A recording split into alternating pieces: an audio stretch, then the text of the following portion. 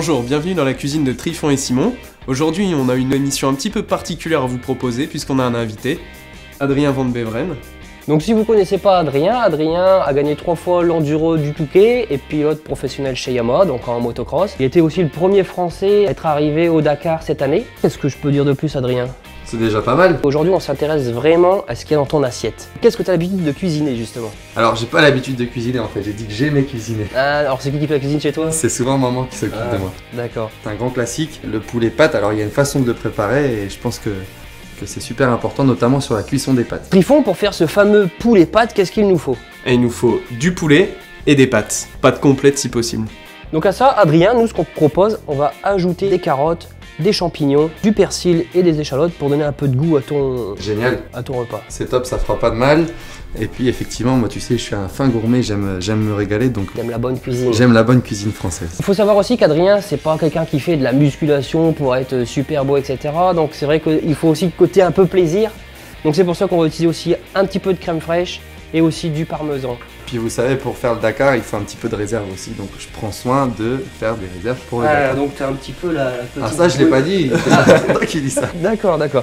Donc Trifon, par contre, on commence. On commence par ce qui est le plus long, la cuisson des pâtes. Hop, je te laisse allumer les plaques. Adrien, comment t'as l'habitude de cuisiner des pâtes complètes? Je mange pas que des pâtes complètes, Ouais. mais c'est vrai que les pâtes complètes c'est super intéressant, c'est un petit peu plus long à digérer aussi. Mais ce qui est super important pour les pâtes, c'est qu'elles soient al dente. Quand on les cuit al dente, la diffusion d'énergie est plus longue, plus progressive, et donc on n'a pas un pic d'insuline au moment de les digérer, ce qui permet d'avoir une réserve d'énergie tout au long de l'entraînement. Les pâtes trop cuites notamment, alors là on parle de al dente, il y a la pâte fondante cuite normalement, et la pâte vraiment trop cuite, quand on se loupe, elle est vraiment pas bonne et pas intéressante pour le sportif puisque elle apporte un pic d'insuline important et que ça redescend aussitôt et que l'énergie n'est pas du tout intéressante sur la durée. C'est comme si on mangeait du sucre blanc quoi en fait. Exactement. Donc l'idée là, c'est de couper, Pas les doigts, pas les doigts bien sûr, en tout cas pas les miens. Trifon en petits morceaux. Toi tu fais des beaux petits cubes, dont il y a le choc qui a repéré les trucs. Si tu sais les faire en cubes à la limite. En cube. Ouais, genre tu sais, tu découpes en émincé et puis après clac, tu découpes dans l'autre sens. Allez, on va essayer. C'est l'huile de vidange. De Yamaha. Bah, il faut... Ah, elle est claire. Je suis sûr qu'on en remettra un petit peu dans l'eau des pâtes. Tu fais comme ça toi. L'huile d'olive, en fait, c'est très très bon.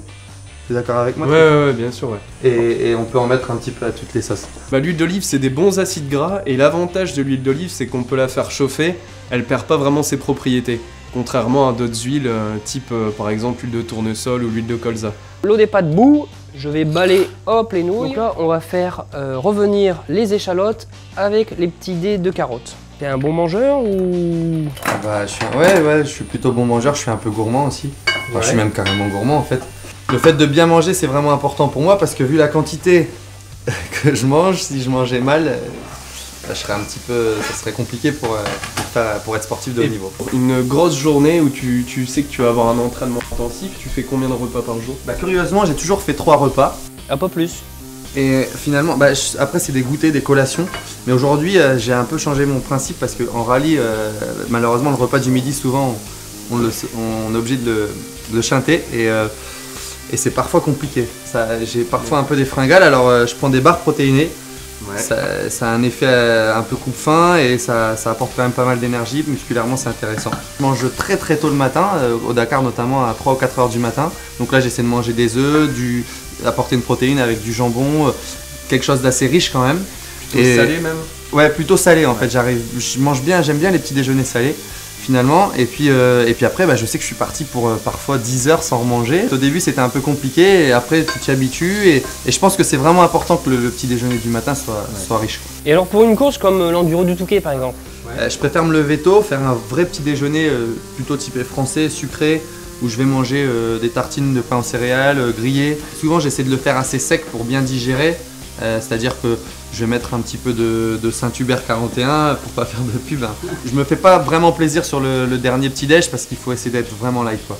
Après le reste de l'année, j'aime bien le pain aux céréales, je le digère super bien. Et puis il m'arrive de mettre un fromage léger, un fromage blanc léger, un peu de raffolé, la petite confiture de lait argentine, un petit truc sympa pour donner du goût quand même. Et le Nutella et tout ça, non? Pour moi le Nutella c'est comme aller manger au fast-food. En fait, le Nutella, c'est un truc en plus que je vais apporter sur mon petit déj du dimanche matin quand j'aurai pas de course une fois par mois. Voilà. Mais c'est pas quelque chose que tu te refuses, quoi.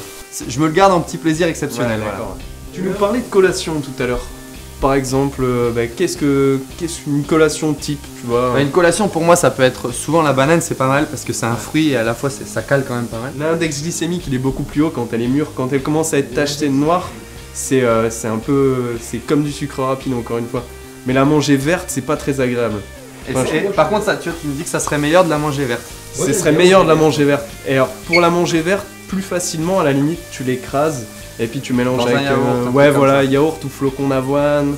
Et le poulet, tu l'aimes comment? Rosé, bien cuit? Un poulet rosé, c'est pas terrible. Ouais, J'aime ça, pas qu'il soit trop cuit pour pas qu'il soit sec. Sec, c'est ça, ouais. Il garde un petit peu de jus, mais quand même assez cuit, quoi. Demain, ta copine, pour lui faire plaisir, quelle recette tu lui ferais? Je l'emmène manger. Facile. Bon, bah là, on n'a plus qu'à attendre que ça cuise. Hein. Et c'est vrai que j'attache beaucoup d'importance à la cuisson de la viande et que chez moi, même quand c'est maman qui fait la cuisine, c'est moi qui cuis la viande parce que j'adore avoir une viande bleue, mais il faut qu'elle soit chaude. T'as déjà mangé une vraie viande bleue? Non. Il faut qu'elle soit croustillante au-dessus, bien grillée, vraiment grillée, très saisie en fait. Tu mets la poêle au max avec le booster. Il faut que quand tu poses ta viande sur la poêle, ça fasse Ouais, saisir la viande, quoi. saisir la viande. Et pour qu'elle soit bleue et chaude, il faut qu'elle soit sortie du frigo bien avant, À température. à température ambiante. Et puis tu viens la saisir, bien la griller, elle doit être croustillante au-dessus et crue à l'intérieur. Toi qui aimes bien épicé, si je mets du poivre et du curry, ça te va?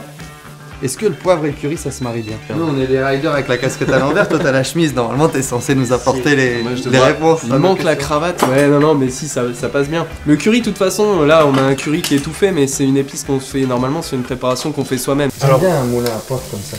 Est-ce que ton médecin, il te recommande de manger beaucoup de sel ou pas beaucoup de sel? Non, pas en quantité normale et d'en ajouter dans ma boisson quand il fait très chaud. D'accord.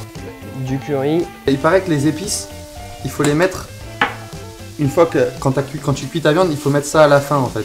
C'est vrai, on peut mettre ça à la fin parce que sinon, des fois après, on perd le côté, le goût du poivre. et l'odeur. Là, l'idée, c'est le curry, c'est qu'il abîme un peu les carottes et le poulet. Le poulet, de toute façon, est bientôt cuit. Et Adrien, ça fait combien d'années que tu fais de la moto maintenant? Ça fait bientôt 20 ans. Et pourquoi tu as choisi de faire du sable? Enfin, tu sais dans le nord de la France, le sable c'est un peu la discipline de prédilection. C'est vrai. C'est l'école du Touquet, Arnaud de Mester, Timothée Potisek. Voilà, c'est l'enduro du Touquet ici, dans le nord de la France, c'est beaucoup plus populaire que le championnat du monde de motocross par exemple. C'est vrai. Et puis en fait c'est aussi parce que ça me plaisait énormément. J'y ai goûté parce qu'on n'a pas trop le choix. Ici l'hiver, il pleut trop pour rouler dans la terre, il y a de la boue. Donc on va dans le sable, parce que le sable ça permet d'y rouler par tous les temps. Et puis en fait je m'y suis fait et j'ai adoré ça et j'ai envie d'en faire mon métier, même si maintenant je roule aussi dans les cailloux. Ouais. Si tu veux, tu peux, plutôt que de manger les champignons, tu peux les bailler dans la poêle. On va les balayer. Vas-y. Et puis on est presque bon. Je le fais à la bonne franquette. Hein. Ouais, on est comme à la maison, hein. Comme chez Mémé comme on dit. Hein. Les champignons en fait on les met au dernier moment pour pas que ça vienne trop de la bouillie. Exactement, c'est sympa quand ça reste un peu croquant. Tout à fait. On va remettre un petit peu de curry là, ça devient pas trop mal. Est-ce que les pastas sont cuites comme vous voulez? Alors tu vois, regarde, tu vois tes pâtes, quand je fais ça elles bougent pas. Ouais. Si tu mets un peu d'huile d'olive dedans maintenant, tu vas dire que je mets de l'huile d'olive tout le temps en fait. Si tu mets un peu d'huile d'olive, tac tac tac, tu peux même les refaire un petit peu chauffer quasiment. Avec une cuillère pour les mélanger si tu me la prêtes. Ouais, ce qui est sympa c'est que quand tes pâtes, regarde ce qu'elles font dans la poêle. C'est la technique Van Beveren. T'as vu comme elles bougent maintenant? Elles étaient collées, t'aurais fait un steak de pâtes. Je te donne une assiette. Qu'est-ce que tu préfères? Tu préfères tout mélanger ou faire un lit de pâtes et mettre... Logiquement, quand tu as fait un entraînement important, tu manges la moitié de ton assiette en féculents, un bon quart en protéines et un légume cuit, toujours un légume cuit, c'est intéressant. Donc là, on a les carottes qui sont pas mal. Tu me disais que tu aimais bien la crème? J'aime beaucoup la crème. Et ben on va mettre de la crème. Donc c'est de la crème fraîche allégée. Vous n'êtes pas obligé d'en mettre, hein. C'est pour éviter que ça soit trop sec. Et puis en même temps en moto, t'as même pas besoin de bouger les jambes, donc c'est juste un... Oh, la moto c'est connu, c'est pas vraiment un sport, c'est trop facile. Il suffit de tourner la poignée, donc ce qui est important c'est d'avoir un poignet qui va bien et après voilà c'est parti. Ouais, tu peux T'es d'accord avec moi, non? Tout à fait, tu peux être un peu bedonnant, c'est pas un souci. Mais c'est pas vrai en fait, je disais ça en déconnant mais il prend au sérieux. Bonne portion de pâtes, une bonne moitié. Donc en termes de quantité? Bah en termes de quantité, je mange à ma faim. En fait, je suis plutôt gros mangeur. Là, ça me paraît pas mal, tu vois, au niveau quantité de pâtes. J'ai pas fait un entraînement spécialement énorme cet après-midi. Il est un petit peu tard, je vais pas manger trop non plus. Par contre, si je fais un entraînement important, j'aurais pu mettre toute la casserole. Effectivement, ouais. Alors là, par contre, ton truc, il me tente vraiment. Donc j'aurais tendance à ce soir, par exemple, à manger, c'est pas forcément bien, mais à prendre plus de poulet et de carottes que de pâtes. Parce que pour le côté plaisir, où je sais que je vais vraiment me régaler. D'ailleurs, vous mangez pas avec moi, c'est bien ça, hein, c'est pour moi. Il n'y a que pour toi alors. Ton dressage est pas terrible. Hein. Ah, attends, j'ai pas fini. Ah bah, j'allais dire. Tu m'as interpellé, du coup, je me suis pas concentré sur la classe, sur le... Bah, je te propose du persil. Parmesan, j'en mets que sur les pâtes. Adrien, tu fais d'autres sports à part la moto pour te préparer par exemple? Ouais, la préparation, en fait, la préparation physique est super importante pour moi en tout cas. Et donc je fais du triathlon, je fais beaucoup de natation, de course à pied, alors je suis assez lourd mais c'est pas mal, et du vélo aussi. Et puis je fais du triathlon parce que je vais faire un Alpha Ironman là bientôt dans un an. En fait, j'ai déjà une masse musculaire importante et j'ai pas besoin de me développer plus musculairement, donc faire de la muscu ou ce genre de sport pour moi c'est pas intéressant. Ce que j'ai besoin de travailler c'est mon cardio, et je le travaille en faisant quand même un renforcement musculaire important puisque la natation ça développe le haut du corps. Évidemment quand tu pédales 150 km les cuissiers prennent aussi, et puis la course à pied c'est top parce que ça t'apprend à être vraiment gainé. Tu vises plutôt des sports de fond quoi en fait? Je vise plutôt les sports de fond, même si j'essaie d'y ajouter de l'intensité. Je vais pas faire mon petit footing tranquille d'une heure sans faire monter le cœur. Au contraire, quand je m'entraîne en fait, parce que j'ai encore envie d'essayer de gagner des enduros du Touquet, ou en tout cas encore un au moins. Et c'est vrai que si je faisais que le Dakar, bah, je dirais je fais du fond parce qu'au Dakar on roule en général à 140 pulsations minutes au niveau des battements cardiaques. Et au Touquet c'est plus élevé que ça, donc pour conserver un rythme important et pour espérer être bon quand je vais rentrer du Dakar et quand je fais des courses de sable, bah, je me force à m'entraîner au niveau du battement cardiaque. D'accord. Et au niveau de tes collations, tout à l'heure on en parlait, ici on a un petit mélange de fruits secs, c'est quelque chose que tu consommes régulièrement? Ouais, j'en mange tous les jours en fait, les fruits secs. J'attache beaucoup d'importance à ça, et aussi notamment aux fruits à coque. Tu vois, les noix. Ouais. Alors il existe des petits mélanges sympas, je change régulièrement puisque en plus comme je te disais, je mange un peu tout, je suis pas trop difficile, et c'est vrai que c'est pratique, ça coupe un peu la faim et c'est super riche quoi. Les fruits à coque comme les fruits secs, ça t'apporte un sucre rapide tout de suite après l'entraînement, et il y a aussi des choses vraiment intéressantes. C'est plein de protéines aussi les fruits à coque, c'est plein de bons acides gras qui te permettent de déstocker le gras que tu as pu accumuler. Enfin, c'est super intéressant au niveau des minéraux aussi pour récupérer musculairement.